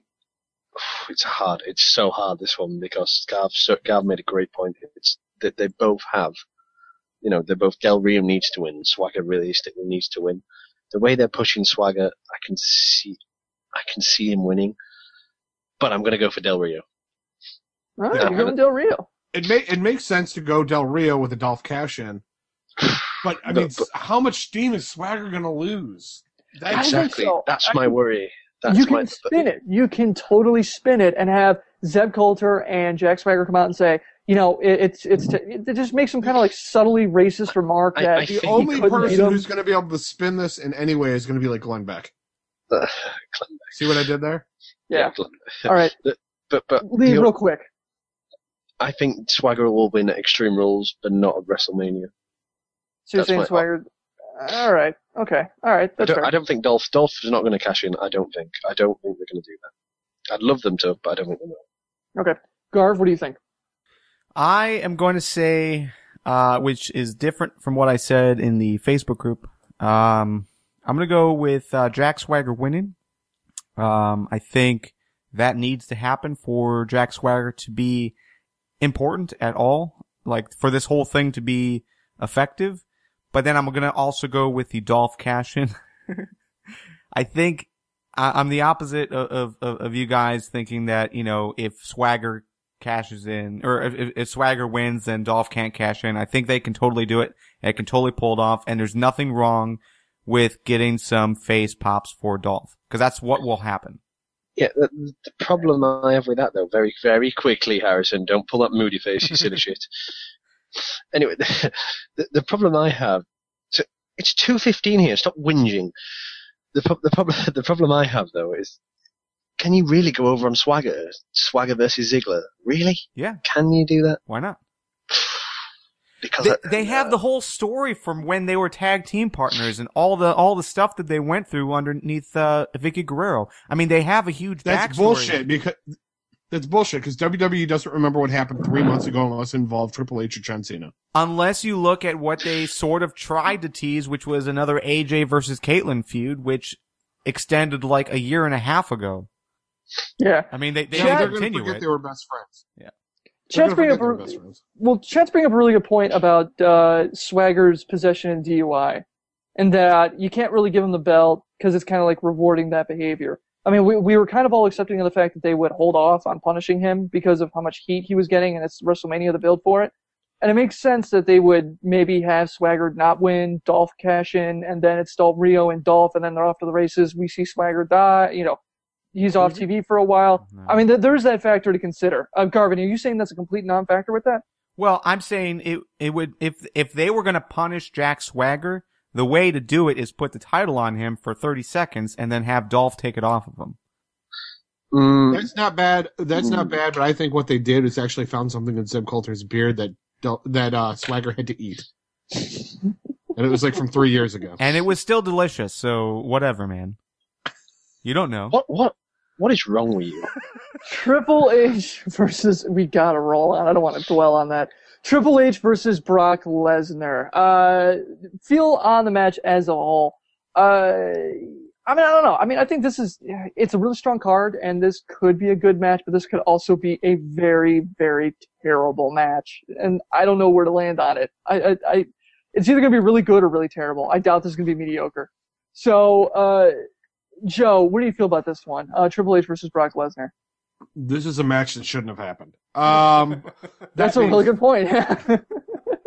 My feeling is Triple H has so much potential to win because his career's on the line, and they put HBK in his corner. That being said, the last time HBK was involved with Triple H, he lost to The Undertaker. I think Brock being part-time also hurts, but I don't want to see Triple H in the ring. I think Brock Lesnar needs to win this. And, you know, for all those people saying HBK is going to make a heel turn. Who cares? The guy's not getting back in a fucking wrestling ring. Let's keep it that way. So who are you picking to win? Triple H or Lesnar? Oh, you're taking Lesnar? Okay. Lesnar. No way am I taking Triple H. Heaven can go to hell. All right. Lee, well, how do you feel about this match? Are you with Joe on this one? No. I think there's only one winner here. I honestly think there's only one winner here. I don't think Brock Lesnar's going to win. I don't really think he can win either. I think they've built it up so he can go with Triple H win. That knocks out their feud completely, and then they move on to set up the next thing with Brock Lesnar. Because Triple H just gets his vengeance from SummerSlam, moves on to the next one, and then I cannot. Plus with HBK in his corner, I can't see Brock losing. I can't see Triple H losing. Sorry. All right, Garv, how do you feel about this one? I just wanted to throw it out there because the live chat is kind of attacking me for going against what I said in the Facebook group with Dolph. And I just want to point out that, Joe, you were voting for Triple H for this match in the Facebook group. Just saying. Oh, yeah. I see, on one end, I'm hedging my bets one way, and the other, I'm doing the other. This is the one that matters. This is the one that actually scores something.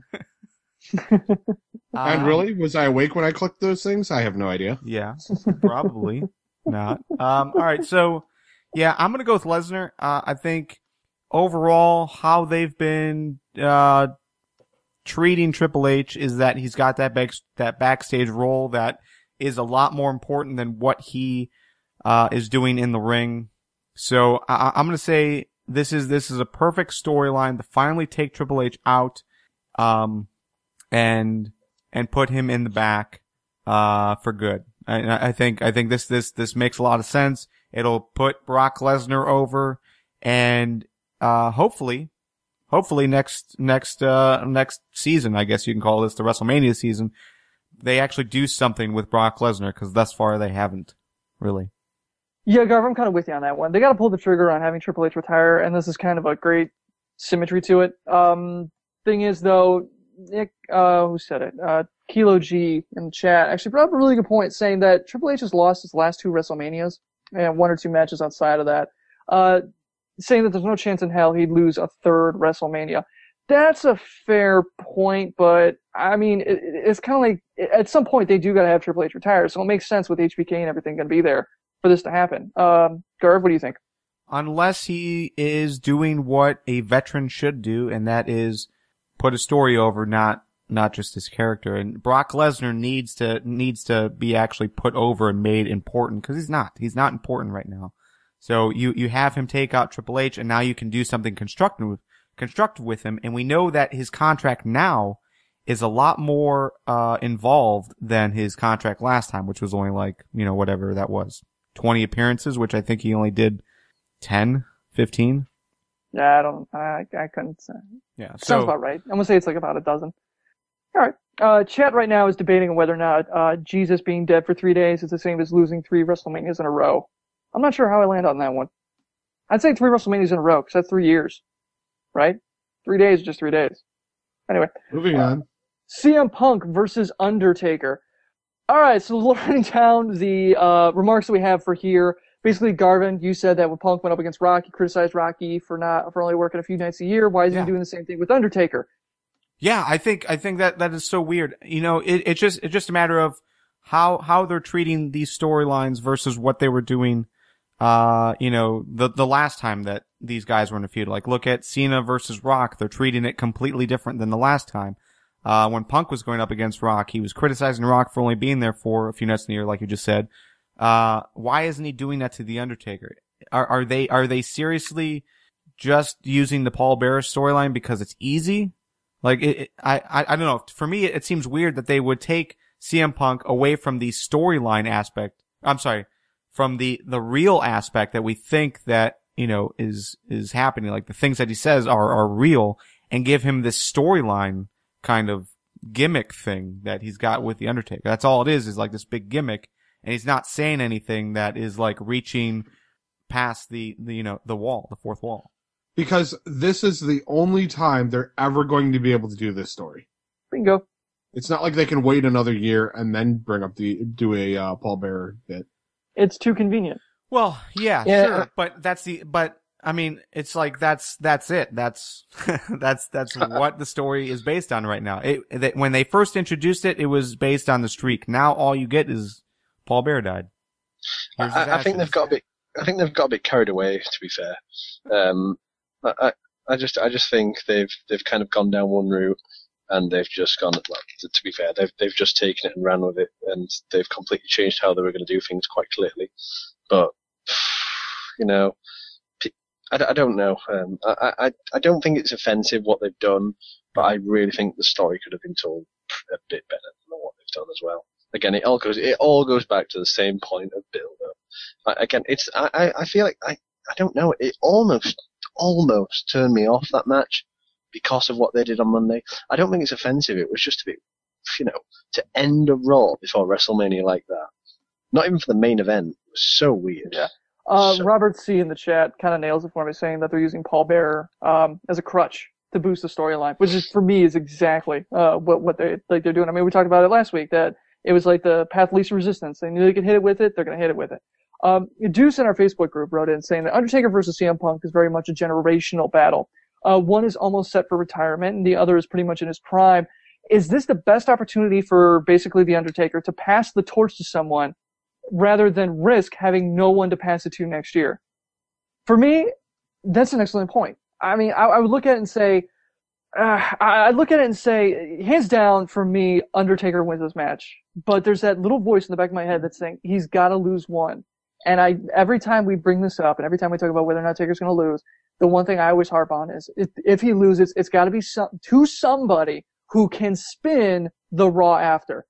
Punk's kind of that guy right now. I can't think of anybody really right now that could survive that win and be able to spin it and, not have it define him. But Punk is not going to, he's too far in his career where this isn't exactly going to really propel him. That's my problem with Punk winning. It's got to be someone it's really got to be someone who will be propelled into stardom. So it would be like a Dolph Ziggler, basically where Dolph Ziggler is right now. Almost they're there. Below. This they're is below. that. Yes, they're below. All right. No, I don't think that. Another franchise player. Right. Go. Garth, what do you got? Just clarifying, there's a difference between what they should do, what we want them to do, and what they have to do. The thing is that Undertaker doesn't have to lose. We want him to lose because we're ready for this to be over. And, CM Punk is the guy that we've backed for the last 2-3 years. So in that respect, it makes sense, but I don't think Undertaker has to lose for CM Punk to still be over after WrestleMania. CM Punk is still going to get the pops when he takes his time off, which is more than likely. He's still going to get great reactions when he comes back, win or lose. So I think you saying, Harrison, you saying that, Undertaker has to lose now, I don't think that's the case. And I'm also saying that against, was it Deuce? The Deuce that said this? I don't think he has to pass the torch. He's not a guy that is completely active. Like, Chris Jericho is a great example of someone who should pass the torch and has done it successfully. The Undertaker is something different. I think if he has this match and he wins and maybe has another match next year and wins, I don't think that will change anything. And HBK, or I'm sorry, not HBK,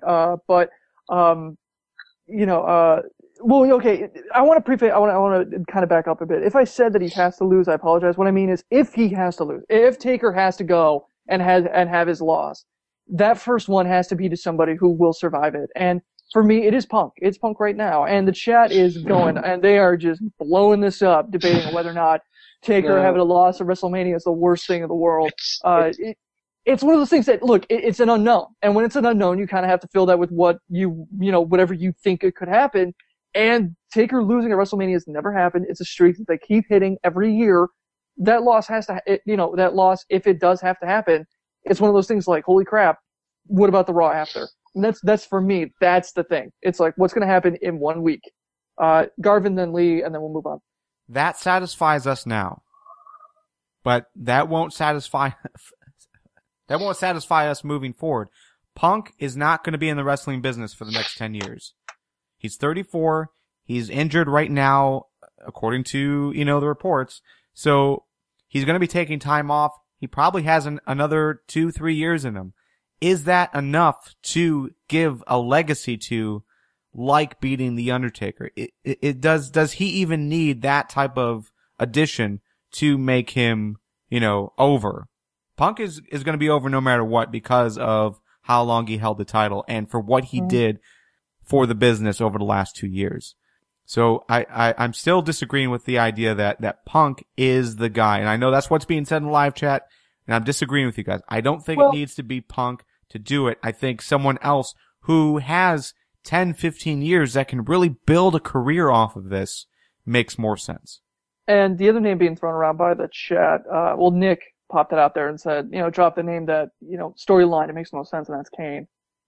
Kane ending Taker's streak does make the most sense, other than I would say HBK, but that's never going to happen now.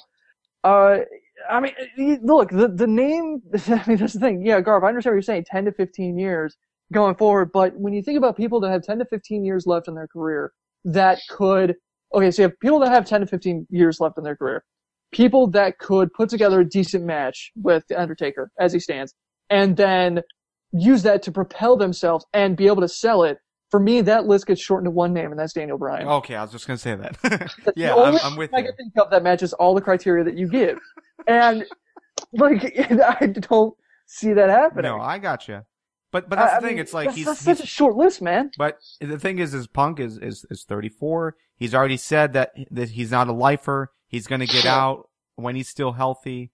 And I see that being within the next 5 years at least. So yeah, a Daniel Bryan would be cool.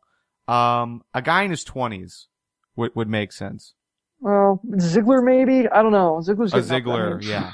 Michael Yeah. McGillicuddy. Michael McGillicuddy. The thing is, though, I mean, Robertson, Mick Foley. Wait. Fandango? Oh. What about John Morrison? Dun dun dun. John Morrison. What happened? What happened with this podcast? What happened? JTG. Darren with the win of the night. JTG is the one to take down Taker. Yeah. I'm just saying Punk is not the guy. I mean, I Kerwin think White. it would satisfy us right now, but I think looking back, 5 years from now, it'll be a mistake. we Yeah, would have I can rather see had that. someone else do it.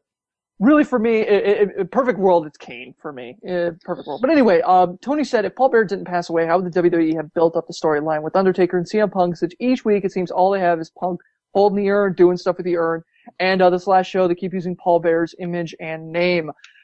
If Paul Bearer didn't pass away, I mean, that's kind of like the revisionist history thing of our time. If he didn't pass Joe? away, it would all be about the streak. Yeah. And how Punk is the guy who doesn't care about streaks and he doesn't care about anything in history. He has a streak of his own, that type of thing. Yeah. In his underwear. Right. Look at the promo right before Paul Bearer died, and that's all it was. It was, hey, this streak was important for me as far as the his title ring, and everyone was kind of crapping on him as far as the fans, and that's how he approached it. Is that if the fans aren't going to respect the streak that I had, then I'm going to take the streak that they respect, and that's the Undertaker. And I think that's exactly how they would have pushed it, but it was awkward. I think actually involving Paul Bearer's death makes this better. Okay. Lee, what do you think? Are you with that? I don't really think there's any real way now of making it seem like Undertaker's going to win for any kind of situation from now on. I think it's more just about the match now, more than anything else, because I think it's pretty set in stone that if Triple H can't beat him, if HBK can't beat him, no one's going to beat him. Let's be fair. I mean, CM Punk, I love CM Punk as much as the next guy. I probably love CM Punk a little bit more than I love the next guy, but he's got no chance in hell. And it just makes perfect sense as well, because he's going off. He's taking time off after WrestleMania. Not a chance would they let anybody take time off if they've just beaten The Undertaker for the 20-1 streak. Why? There's They let the WWE champion take time off. Yeah, I know, but he's Dwayne. I like Dwayne, so shut up, Tooth Fairy Girl. Anyway, no, there's not a chance in hell. Yeah, for me, it'd be streak about streak. And to me, in a perfect world, it would be Punk holding the belt versus Taker's streak. And then that would be it. Punk having the belt for 500 some odd days, sure. Taker having 20-0. I mean, that to me is like the missed opportunity of the WrestleMania 29, because that is a WrestleMania moment. That's a WrestleMania thing. The only thing I can think of that storyline wise, I mean, you're coming up blank. And the other thing is, they might have just incorporated Paul Bearer anyway. I mean, he was technically in that fridge. He might have come back out. They could have done something with him. I mean, Punk has, they could have still incorporated Paul Bearer in some way, just maybe not in the manner that they decided to go with. At BP Crumb says, does anyone else get the feeling the Taker is going to stuff Punk into a casket after the match? I don't see this being a casket match. Anybody else really think this is going to be a casket match? No. Or that's going to be incorporated? Well, if the crowd just shit on it, if it does happen, they will shit on it, I'm telling you now. They will walk into the arena and they will all one by one shit on that casket. Hey, what would you rather see? Would you rather see the Harlem? Would you rather see the Harlem Shake, or would you rather see a shit? Just say. Oh, I forgot all about the stupid Harlem Shake crap. They really haven't been promoting it that much, have they? They're not doing it. Yeah, I don't think they would be. Most because it's going to be like 45 degrees or something. All right, so here we are. Predictions. Anybody? They're already shivering. Yeah. Maybe that's the special attraction at the YouTube pre-show. Maybe that's what the fans are going to vote. What are you going to do? Wear masks or Harlem Shake? And really, everybody complained about the big palm trees last year blocking their view. This year, if they're heaters, are they really going to bitch? Just a massive industrial heater in the middle of the way. Yep. We'll just set Taker on fire again and have him run through the crowd. Okay, so Taker or let winning. him burn the crowd with pyro. Yeah, exactly. Taker winning. Anybody thinking that Punk's going to walk away 21-1 or 21-0? I mean, No is that way. we're right here? Taker wins. Dick wins. I'm taking Taker. Yeah, Nick and I were the only ones to say that Punk would win in the Facebook group, but I think I'm gonna have to change my vote. I think I'm gonna have to go with the Undertaker. I just don't see a reason to give it to Punk. Why would you even vote for Punk? Why? I must know. I've got to know. Lee, because there's that thing. You know, it's the streak. All streaks must come to an end potentially. Yeah. The law of big numbers. You know, it's gotta end. And also look at this is most likely going to be Undertaker's last match. That's the other thing too. That's what we said last year. That's what you said last year and the year before that. But this year, we have, factual evidence that this is probably going to be his last year. Where's his factual evidence? All the surgeries that he had, the whole thing where he hasn't. You mean before last year? No, this year. Before last year. No, he had surgery before that. But not like this year. Oh, I mean, whoa, dude. Well, Garvin, relax. Maybe Lee doesn't read any of the dirt sheets. It's okay. He might not know what's going on. This was a WrestleZone exclusive, guys. Well, it's better. It's better than so much heat from those guys. They're just gonna hate all over us. All right, here we are. The other main event: Rock versus Cena Part 2 for the WWE Championship. This time it's personal. Let's do it. Where is Kyle on Twitter said, I rewatched Cena versus Rock 1. The match was a test of a Cena heel turn. This is, okay. It was a Cena heel turn. He wrestled like a heel very subtly. Thoughts on this? And basically there's a lot of, Cena heel turn, on these questions you guys sent in for us, specifically for this match. But this is something that was actually echoed on our Facebook page, I want to say, and a couple points I think in the chat too, that if you watch Cena's match, he does kind of wrestle like a heel in that match. And I'm not buying it as far as the test goes. I don't know about that one. I'm 60-40 on it. Lee, real quick. I think you've got to remember what Cena is. He is heel in a way. Just to half of the fans, essentially, he's a bad guy. To all the male fans, he's a bad guy. So essentially, nearly half your audience thinks he's heel already. So he's going into the match as a heel, and you can no doubt the crowd will shit on him. There's no real doubt about that. So to be fair, he almost is a heel. You can't really argue against it. He's the top face, but he's also the top heel of the company. He gets boos, I'll give you that one. But he's not getting boos because he's acting like a heel. He's getting boos because he's acting like a face. And it's kind of a situation I can't really remember ever seeing someone in this capacity.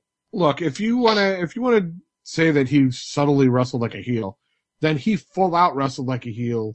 If you look back when he fought RVD for the WWE title at the one night stand, the second one night stand they did. Oh, I loved that. That was so good. That was a great match, and Cena pulled the role off well. Wax had been a heel previously. Yeah. I would love to see Cena as a heel. Are they going to do it? No, it's just Dwayne. Who are the fans going to cheer more for, Cena or Dwayne? Dwayne, exactly. So he's your face. I do want to bring this up in the chat. Kilo G and Chain Gang, we're basically debating this for close to a half hour at the beginning of the show, and they were doing a pretty good job of it. I forget which one said it, but one of them said that the only reason that Cena got the reaction he got in DC was because he was up against The Rock, and we're the week before WrestleMania. The second that match is over, that's done. Next week on Raw, we're going to go back to the crowd being a 50-50 split, or maybe more of them cheering for Cena like they used to.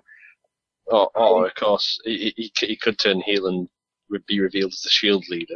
Yeah, I mean, that's the other thing too that people are kicking around, which isn't going to happen. Not going to happen. But that is one thing to think about. That the idea of Cena turning heel. I mean, looking at it in recent memory and saying, well, the past few weeks he's been booed like crazy. It's he's been going up against The Rock. I mean, anybody would be booed up going against The Rock. He was booed last time when he went up against The Rock too. So I really don't see that being a factor at this point.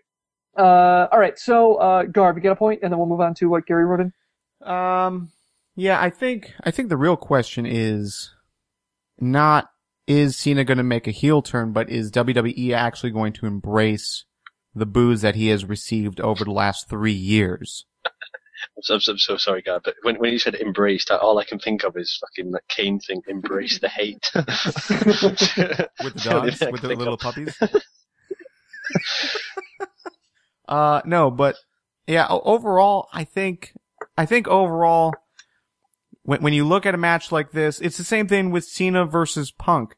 The whole heel versus face structure is no longer, no longer a realistic thing for fans like us. I mean, we don't care. We don't care if WWE is telling us this guy's face. We're going to like who we like. Sure, the children, that are buying all the Cena gear and everything, they're going to cheer for Cena no matter what. If Cena does something that is heelish, we're going to cheer him.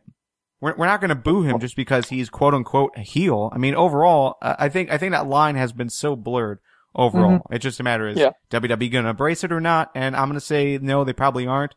And we're going to continue doing what we do. Yeah, I mean, I mean, for me, it always comes down to dollars and cents. And at the end of the day, these guys are all just t-shirt salesmen. And Cena moves merch. I'm sorry. And them turning him heel, regardless of how many fans might cheer his name or boo his name in the arena, I don't know. I mean, I think WWE would turn him heel when it makes fiscal sense. And I can't see a lot of the guys screaming Cena sucks 2 weeks later after he turns heel buying his shirts. And that's ultimately where I stand on that one. That's why every time someone has these debates on Cena turning heel, that's where I land on it. I'm like, I cannot see everybody screaming, Cena sucks. I don't see him rushing the stores 2 weeks later, WWE.com, to buy his merch because he turned heel. Yeah, I mean, the merch is probably one of the only things that's stopping him going heel. Oh yeah, hands down. That and the Make-A-Wish Foundation. Well, no. You say that, but everyone is doing the Make-A-Wish Foundation stuff. Dolph is doing it. Punk is doing it. And the thing, and if you want to talk about merch sales, look at the Paul Heyman, I'm a Paul Heyman guy shirt. That's sold out. Yeah, and really, if you want to do anything with Cena, if you really want to turn him heel, yeah, do whatever you want to do with him at WrestleMania. It doesn't matter. But let's say he loses. If he loses, he goes away for a month. When he comes back, let him pull an AJ Styles. Look at what AJ's doing. Just comes out, goes to save somebody, then just KOs him. Doesn't say shit. Oh, you mean, like right now. Okay. Yeah, sorry. I thought you meant when he came back last time. I'm like, all right. And then John Cena brings out Claire Lynch. We already did this storyline with AJ Lee, all right? Hold on. I cannot believe you've managed in a WrestleMania podcast to bring up the words Claire Lynch. How the fuck did it? Why? I must know why. How? Because people gave me blank stares when I made my AJ reference. What's funny is that everyone was pretty much, well, not us, but just in general, everyone was criticizing WWE for stealing TNA storylines, and here we are suggesting that maybe they should do that. Hey, we got a bunch of stuff that we're not going to be able to read about Ask FTW where people are suggesting that WWE steal a lot more of TNA's ideas, and some of them are actually pretty good. But we'll probably have to get those next year. All right, this toy that I got in the Kinder Surprise has more talent than Claire Lynch. We are not. If WWE copy any kind of moves from TNA again, I will be out the window. Put your cock puppet away, Lee. All right, Gary and Lutu. How did you know? Gary and it is small. Oh well, that's you two used to looking at yourself. Some people have standards. Do you want me to take my pants off now? Gary and Lutu wins.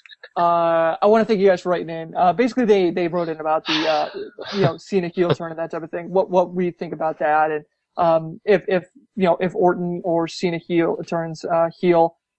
Well, actually, Gary brought up a really good point. Let's single this one out. If Cena would turn heel, as ridiculous as that sounds, who would then be the face of the company? He's like Ryback. I mean, if Orton turns heel too, even if Orton didn't turn heel, you can put Orton on those promos for USA Network when they kick over to Raw programming. Garth? Well, again, who is the face of the company now? Well, it's John Cena. He's the one that's on all the posters. He's the one that's on all the promos. Rock. It's The Rock. Oh yeah. Well, yeah. Well, no, he's not on any of the promos. He's not on any of the video packages, on any of the commercials. I mean, when they do the interstitial stuff on the networks, it's not, when you look at WWE Raw on your DVR. Okay. All right. Sure. So are you saying who becomes that guy? Let's try to interpret what Gary is saying here. Is he saying who's going to get the most cheers? Daniel Bryan is already getting those. I mean, that's the guy that's always getting the pops. I mean, John Cena, although this goes back to everything that I said previously, which is that John Cena is going to get booed no matter what. if he turns heel, he's gonna get cheered. So it's just gonna go back and forth. He's always gonna have that split audience. If you're looking for a real face of the company, it's someone like Daniel Bryan or The Rock or, you know, I don't know. I don't know who else gets consistently cheered more than they get booed. JTG. I mean, Zack Ryder is barely getting any type of reaction now, so it's not him. Zack Ryder. Zack Ryder screwed himself. He's done. All right. Want to thank you, Lutu Wins, and F6, the whole effing show, for writing in. We'll get to you guys a little bit. We're running out of time, though. All right. So Rock versus Cena for the WWE Championship. Who are you picking? I'm taking Cena because I see the rubber match for WrestleMania 30 in New Orleans. So that's where I'm landing on that one. I see this going on for yet another pay-per-view. And I'm sorry. We'll get. I'll do that after all this. I'm sorry, Garb. I'm sorry, Joe. I'm going with Cena because that way, if he's going to come out as a face, he's got the championship and can take on all comers. Or if he comes out as a heel, he's got some vitriol there, and there's a reason for people to really go after him. Okay. Lee, who are you taking? I'm sticking with my original idea, which was the match at WrestleMania 30, and I'm sticking with John Cena. It's all about the money, and WrestleMania 30, quite simply, they can have. You can see the card now: Cena versus Rock, final time, massive 30 audience. Yeah, Cena will win. Okay. Garv. I'm gonna go with Cena as well, but I don't know if Rock will last through WrestleMania 30. I mean, I guess he was in that press conference, maybe, but I don't know if this match will carry through that point. Rock is gonna be at Extreme Rules, which is in May. I think you have a rematch there, maybe. So I don't know. I mean, yes, Rock versus Cena could make sense at WrestleMania 30, but I don't think that has to be your main point that you have to lean against to decide the winner of this match. I think it is going to be Cena, but I think they can do something sooner. Oh yeah, probably. I'm just saying that I see Cena winning this so they can do the rematch. If it's at WrestleMania, it makes sense. If it's at, whenever. And who knows? I mean, Rock may be busy trying to come up with his own presidential campaign, next year, WrestleMania time. So there is that too. The kind of funny thing about the match, though, is like when Cena wins, the next night on Raw, Cena's going to come out and it's just going to be one of those promos where he goes to town on PG. He literally just talks about absolute bollocks for half an hour. It is literally, it's going to be one of those promos. Yay, I won! Yay! Fruity Pebbles! That's all it's going to be for half an hour. That's all it's going to be. I don't think so, man. Cena has a real good gauge for his audience, and the crowd at WrestleMania is going to be the same crowd that was in Miami last year, which was, it's going to be us. It's going to be the guys who boo him. It's not going to be kids. They can't afford $300 tickets. It's going to be the idiots like us who would boo him. So I think he knows that, and he would play to that. And I think he would definitely try to work that crowd into a fury for him having the belt. And I don't think it's going to be Fruity Pebbles. I don't think it's going to be PG. I think he's going to definitely straddle the line. All right, I want to hear what everyone's match of the night is before we do win fail and close out the show. What if you had to pick your match of the night, the one that you had to point to and go, if you have to buy WrestleMania, buy it for this reason, give it to me. Joe. Fandango Jericho. Why? Ooh. Didn't we already cover this? Yeah, how many times we got to repeat that part? Well, is it basically... really want to find out? Go back like an hour and a half. You'll find it. Rewind it. All right, Garv, you with him on that one? Fandango and Jericho? I am. I am predicting that's going to be the match of the night, because there's so much to gain with that match. So much to gain. Okay. Lee. Yeah, I'm not going Fandango and Jericho. I'm sorry. I'm sorry. Lee's going with Mark Henry Ryback. Yep. Well, I was about to say that, but now you've said that, I'm going to change my mind. I just don't want to follow the crowd. You see, but it's kind of got to be CM Punk versus the Undertaker. I know it's predictable, but it's CM Punk. And the Undertaker. The Undertaker who has matches like galore, pulls it out once a year. And then CM Punk who just constantly delivers. You can't lose. Realistic, you really can't lose. Fair point. And Lee, the chat completely agrees with you, with the exception of like two people saying Fandango and Jericho. Everyone's saying Punk versus Taker. So far, the only person who's Chain Gang right there. And Robert Carmichael agreeing with me. I really think it's going to be Roxina. I think Roxina is going to be the match of the night. I think I think they're going to take it with a bullet. I think it's going to be a fantastic match. Rock's been looking good. He's been training with McGillicuddy. Cena's been looking great too. I think these two guys just are going to leave it all on the table at WrestleMania, and it's going to be a fantastic match. Garv, you got one last point before we move on? I just want to change my pick slightly. If Dolph cashes in, that's going to be the moment of the night.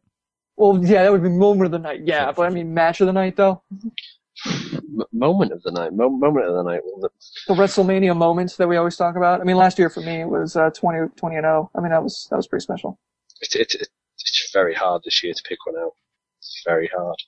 Yeah, that's the thing about WrestleMania is this one, it really doesn't have those set up. Maybe it'll deliver, on the show. I mean, maybe like we had an 18-second match last year that was like, holy shit. So maybe they'll pull out something like that it'd be something you totally don't expect, and then bam, there it is. WrestleMania moment of the night though is going to be when Ryback hits Mark Henry with the Shell Shock Master or whatever. Shell Shock, yeah. Yeah, Shell Shock. Shell Shock Master. But he'll be so spent by doing it, then the Shield will come out and interfere, like take his attention away. That's when Mark Henry will end up getting up and hitting the World's Strongest Slam. And then Sheamus, Orton, and Show will come out, And they unify the titles. All right. That's when they have the match. And then have the match. And then CM Punk will come down because he thinks it's an injustice, and then Undertaker will come down because CM Punk. Right. It's like it's Anyway. TNA, And then Mordecai will come down. Mordecai. Then Wow. Katie Vick will come down the stairs looking for Triple H. All right. And then Claire Lynch will make an appearance. We got it all. We're done. All right. I want spent to the say Eric Bischoff will come down, walk down the stairs, get rid of Vicky as the GM, put himself back in charge. And Jonathan Coachman will come back onto the announcing table. Can you we guys have also Wikipedia open? Can we also have Shane McMahon diving off of the top rope? Titantron. No, the Titantron, yes. The Titantron. Either Shane McMahon or Hawk, whichever. Then Vince comes out and says, "Oh no, I can do it all better," and then jumps even higher. And then Owen Hart comes down and does no. Oh, and he Joe. actually sticks to landing this time. Oh wait. Oh God. Wait a minute. Garvin What is brings up wrong with Hawk you? and doesn't get any crap. I make an Owen Hart joke, then he amplifies it, and I'm still getting the crap. I don't think so. cannot Not right believe it. now. You're getting your wishes, so sit down. And that's Joe at the FTWpodcast.com. Shut your pie holes. Garvin at FTW Podcast. And the chat. Wow. Chat saying that got dark real fast. Oh. That escalated so quickly. Yeah, that's basically what the chat's saying. That just got real. Shit got real. But just think, I- WrestleMania 29 would be so memorable if all those things happened. Best WrestleMania ever? I hope you and your beard are proud of that. The only thing else that would help top it is if Paul Bearer came back and helped Taker win. There. Now we've covered our bases, right? We've covered everything? Everyone in the chat's leaving. They're just leaving. Population's dropping like crazy. I hope this doesn't make the edit. That's all I can say. Nick sums it up. I don't want to be here anymore. So if you do want to come back Thursday for some TNA talk, Thursday, 10 p.m. Eastern, we're going to do our TNA recap directly after Impact. I love those shows. We do them for the pre-shows. They're a lot of fun. Impact's only 2 hours, so you're not burnt out. We talk about it for about an hour. It's going to be a blast. It'll be fresh in your mind. It's going to be a lot of fun. So It's like watching Raw. No, because after 3 hours of Raw, the last thing I want to do is talk about Raw. So we do the show on Tuesdays so we can nap. But yeah, TNA is going to be awesome. Tuesday, 10 p.m. Eastern, directly after Impact, we're going to discuss both weeks of TNA, the one that we didn't cover last week and then this week, and preview the extravaganza $15 one-night only pay-per-view. I want to remind everybody that the FTW Draft season finale is officially this Sunday with our very own Garvin versus our very own Joe. Whoever comes out on top is the FTW Season 3 champion. So it'll be interesting to see what happens considering it came down to WrestleMania. Wait. Who's the Season 3 champion? Whichever one of you two wins. No, that's season. We're in season 4 right now. Oh, bitch. sorry, Season 4. Season 4. Who's the Season 3 champion? I Who's don't the Season care. 3 champion? Uh-huh. That's all that counts. No one likes Season 4 of any kind of TV show. It's always Season 3 that's the good show. That's all that counts. Not Doctor No Who. one likes Season 2. Something. The early No. seasons of Doctor Who sucked. So Yeah. Season 2 I is don't- usually when they get a bigger budget, but it And it's never usually works pretty good. out well because they don't know how to use it. It didn't happen on this. All right, anyway, and that's the show. Make sure to check out FTWpodcast.com for more information about us and how to get involved in the future. You can check out our new and totally improved site. It's swiggity swank at FTWpodcast.com. And from there, we've posted links to our iTunes page. You can rate us higher than any other podcast. Let's get 15 stars. Let's show everyone that Mike's right and that star ratings mean everything and that you can't have a nuanced rating or anything like that. It's all down to numbers because that's where opinions lie in math. We appreciate any help that we can get. Again, you can also sponsor a future episode by going to ftwpodcast.com/sponsor. Put in enough money, we might be able to buy Lee a shirt and save you all the embarrassment of having to see what a pale English person looks like in the dead of night being illuminated, oh my God, by the cold light of a monitor. Why are your nipples hard? Why? Why is one bigger than the other? How did you wait until you see the balls? The balls, it's just like... Again, while you're there, you can check out all the shirts we have available at ftwpodcast.com/shirts. Thank you everyone in the live chat. You guys are fantastic. You definitely make the show a delight for all of us. We record every FTW podcast episode on Tuesdays at 8 p.m. Eastern, -5 Greenwich Mean Time at ftwlive.com. See you next Tuesday.